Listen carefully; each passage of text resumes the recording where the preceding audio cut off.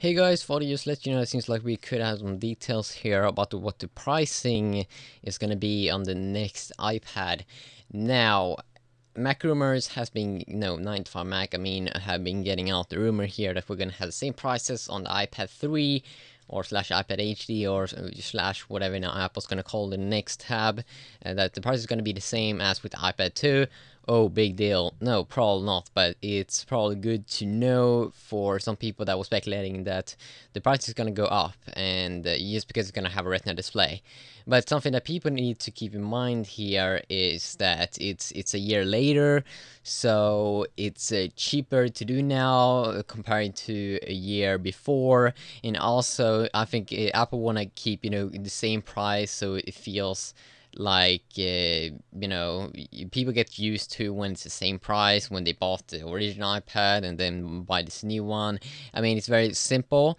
And also, some people were saying here that okay, first of all, they have the 16 gigabyte variant, the Wi-Fi only, 499, and then 32, 599, and the 64, 699. Some people are saying here that it's weird that they're going from adding a 16 gigabyte extra, and that's $100, but when they're going from the 32 gigabyte to the 64 gigabyte, then that's 32 gigabytes extra, and that's also only $100. But they're saying that okay, but the 32 gigabyte model should then cost like 549. Now, I think this is a marketing strategy that when people look at the prices and they first say, okay, should I buy the 16 gigabyte variant, 499?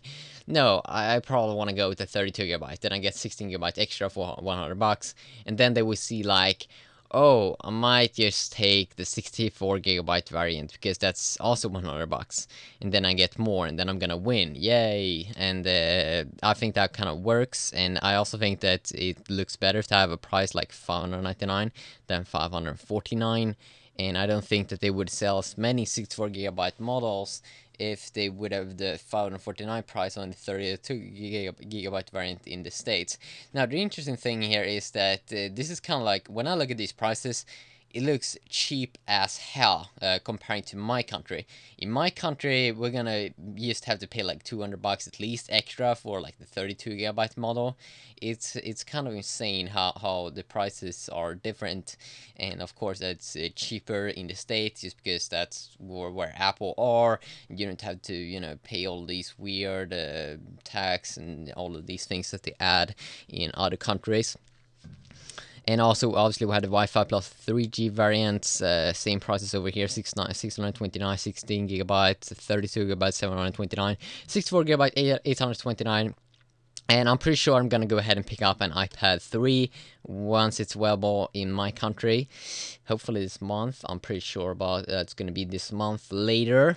It could be Apple could do the same thing as they did with the iPhone. That first they launched it in the States in mid that month. They unveil it early that month. Then in mid that month they basically released it for their own country, the US, and then like 2 weeks later they did unveil it in a ton of other countries like in Europe and stuff like that. So they can do the same thing here. It's a little disappointing if they do it, because I would just love to get the iPad the same time as people in the States are getting it. That would be cool and awesome, so I can get a first quick look and hands-on. And I also want to really want to compare it to my Transform Prime. See how it stack up against that tab in gaming and all of those things. It's gonna have this new dual core or quad core processor, but we will see about that. Yeah, bye bye.